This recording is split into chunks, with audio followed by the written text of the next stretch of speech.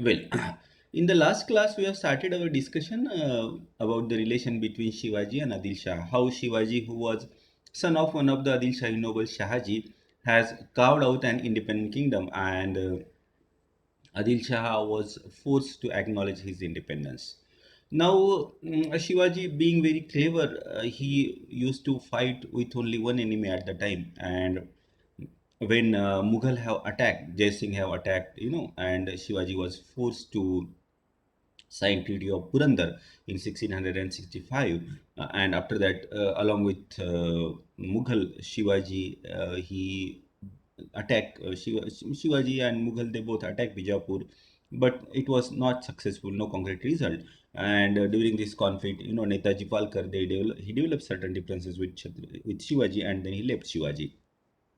After this, Shivaji goes to Agra and then he comes back, and then he needed some time to reorganize his administration because Maratha kingdom, which was in a nascent stage, it was just beginning, has gone through a lot of lot of troublesome period, like such a huge army of Mughal. They attacked Maratha, and Shivaji Chhatar somehow managed to save his kingdom, and he also managed to escape from the clutches of Aurangzeb from Agra, and he maintained peace with both the power.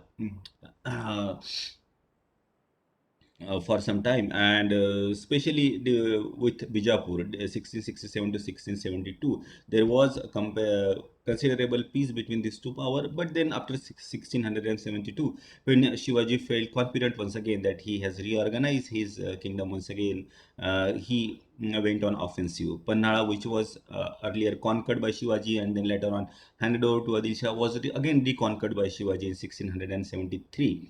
And now Mughal Senapati Diler Khan, he joins hand with Adil Shah, and then they, join hands against Shivaji.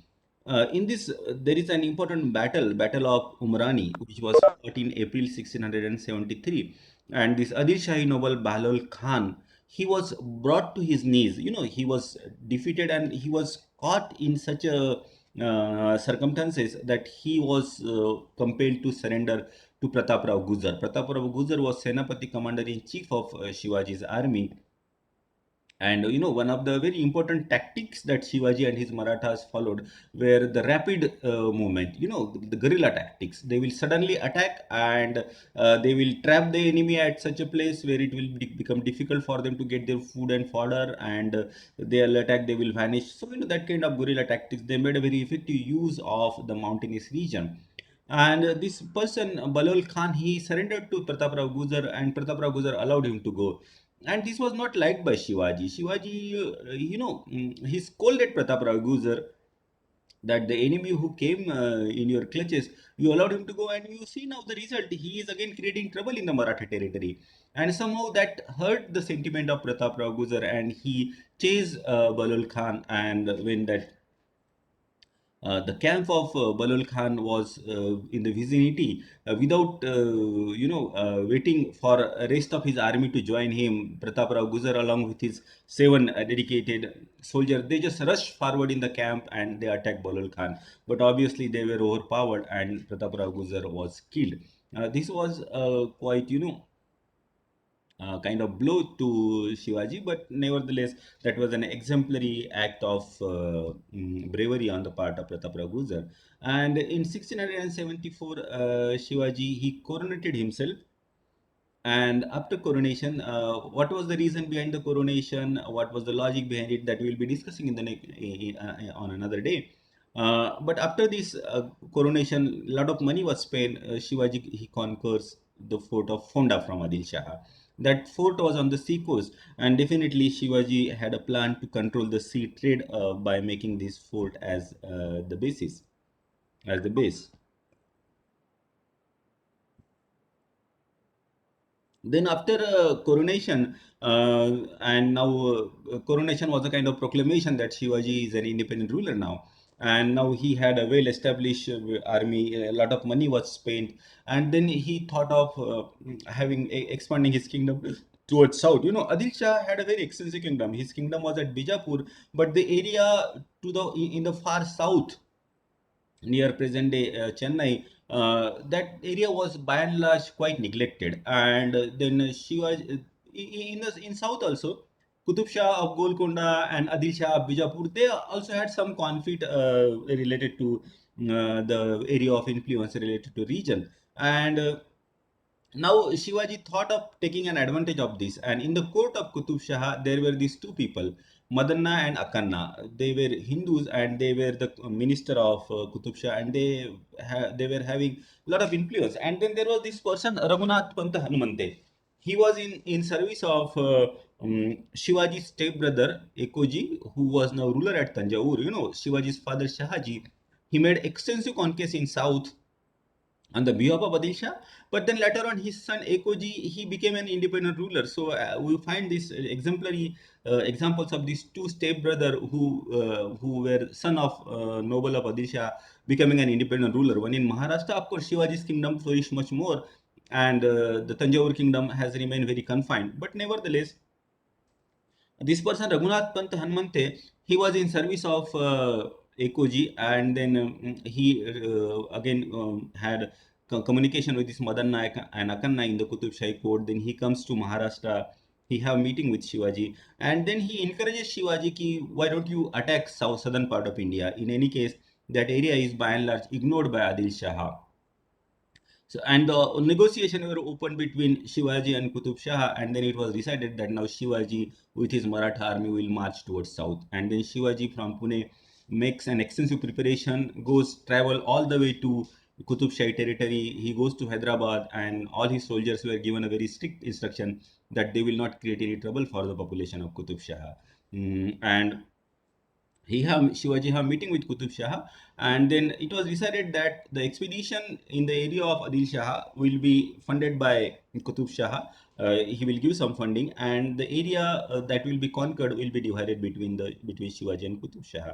So there was a grand visit to Hyderabad. Shivaji, who was a hero of many battles and who had shown exemplary courage against Afzal Khan, then his escape from Agra, all that has created a kind of aura of romantic aura. He is an exceptional hero, and he was given very grand welcome. Now Shivaji from Hyderabad, after taking monetary help, taking military help from Qutub Shah, marches to the territory of Adil Shah in south. He conquers Koppal, Jinji, Vellore, and other area in 1677. At Jinji, Nasir Muhammad Khan, the noble of Adil Shah, was defeated. At Velingapuram, Sher Khan Lodhi was defeated. Then at Vellore, Abdul Khan was defeated. And this Bijapuri area, the Bijapur Sultan was not in a position to send any help. They were having their own problem at the capital, and Shivaji took advantage of this. He conquered those area and established Maratha post there. His stepbrother Venkoji was at Tanjore, and he had meeting with Venkoji, but unfortunately they developed certain differences, and Venkoji he ran away from Shivaji's camp, fearing that Shivaji is in a mood to probably arrest him. Uh, then Shivaji comes back to Maharashtra after having those outposts. From Maharashtra to Jinji. Jinji is near Chennai. He conquers the chain of fort, and he was a very clever ruler. He knew that eventually the Marathas are going to clash with the Mughals, and the Mughals, being a very powerful ruler, we need some shelter deep into the south. So from Maharashtra to Jinji, he have that chain of forts where he puts Maratha commanders with soldiers, and his vision has proved to be very true, because later on, when Maharashtra was attacked by Aurangzeb, the Maratha Chhatrapati Rajaram, he escapes from Maharashtra and takes shelter at Jinji. So Jinji, that is the area which was conquered by Shivaji, proved to be very helpful to the Marathas to save their own kingdom. Well, now when he comes back, the political scenario now has undergone a lot of changes. Shivaji, who was a son of noble, now as an independent ruler, and everybody in the south, especially these two powerful kingdom, Qutub Shahi and Adil Shahi, they were looking at Shivaji for alliance, for friendship. And the opportunity came when Mughal they attacked Bijapur in 1679, and there was the Adil Shahi Wazir was Masood Khan, and he formed an alliance with Shivaji against Mughal. He said, "Ki okay, you please save us. Whatever the territory you have conquered from Adil Shahi, that is acknowledged now. It is your territory. So Shivaji domination with Genji and Vellore was accepted, and now as the Mughal were attacking Bijapur capital, Shivaji attacks Mughal territory, and the Mughal, they were forced to come back or forced to divert their army for the protection of their own territory, and this has created a lot of disturbance, and somehow they were forced to lift the siege. Bijapur army, of course, they also fought bravely from their side, and somehow Bijapur was saved from the complete annihilation. And Shivaji, who was the son of noble of Bijapur, he fought against Bijapur, but it was Shivaji's help that has saved Bijapur from the complete annihilation at the hand of the Mughal, at least for time being. Later on, Aurangzeb, of course, conquered Adil Shahi and Qutub Shahi both, but that happened after the death of Shivaji Maharaj, who died in 1680. So, lastly, if we have to sum up the alliance or the relation between Bijapur and Shivaji, we find that Bijapur, who was initially bent upon destroying Shivaji's growth, was forced to acknowledge Shivaji's independence and even take his help. In the conflict, generally we find that Shivaji comes out as a victorious because he was very clever, very sagacious. He had a capacity to anticipate. He was very brave. All those qualities were definitely appreciable. But at the same time, the political situation of Bijapur has also helped Shivaji, because Bijapuri nobles, they used to fight among themselves. There used to be conflict between Pardesi and Deccani. You know, the Pardesi were the people who came from outside, like Iran and Iraq, and Deccanis were the Muslims from south. So they had certain conflict. Abyssinian, the Hafshis, who people who came from Abyssinia, who were black skin, though they also having the Muslim, they were Muslim, but and they were also having their own group. So this conflict had helped Shivaji. And luckily, during this period when Shivaji was expanding his kingdom in the Bijapuri territory, I hope there is nobody from Hindi medium.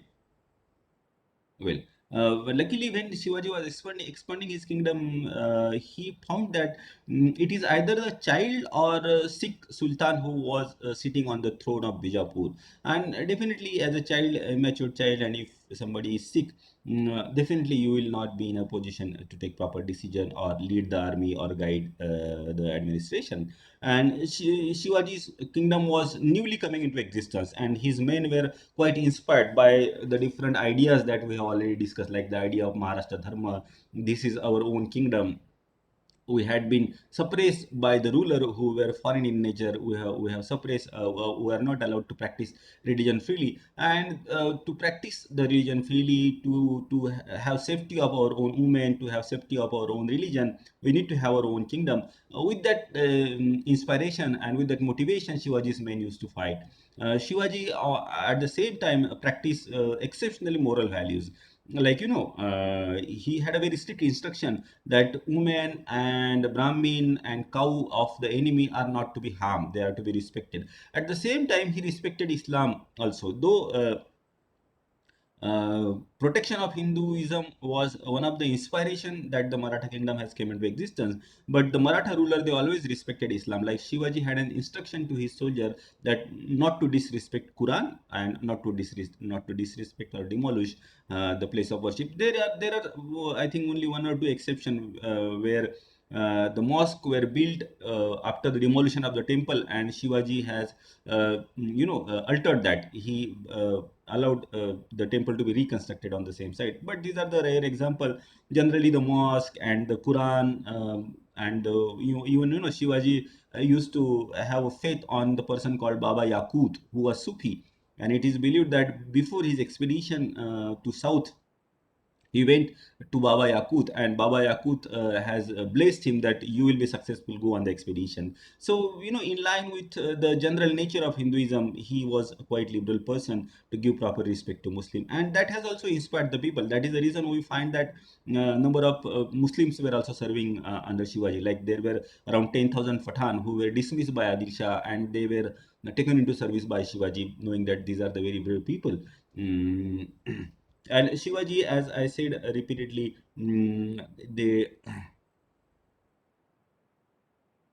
he did not fight on the two front. When he was fighting against Bijapur, he ensured that he is having friendly relation with Mughal and vice versa. Similarly, there was a significant Marathi-speaking area which was under the domination of Mughal, but Shivaji did not try to liberate that, but he tried to liberate only that area, which was under the domination of Bijapur, knowing that getting into conflict with Mughal, his kingdom is too small to take on the might of the Mughal. So in the Mughal, in the Maratha, in the Shivaji and Adilshah relationship, these are the three important episodes. That is the Battle of Pratapgarh, when Afzal Khan was killed by Shivaji. That was one major conflict, and probably if the things have turned around, like if Afzal Khan has killed Shivaji, probably Maratha Empire would have become extinct. We are not sure about it. But somehow it was Shivaji was destined to come out as successful, and Maratha Empire was destined to happen. So it happened at Panna. That was another important, uh, threat to his life, but Shivaji managed to escape, and then expedition to south was another episode between the relation between Shivaji and Adil Shah, where Shivaji could extensively extend his empire. So this is where we end our lecture, our discussion on Shivaji Adil Shah relation. If you are having any doubt, you can ask me.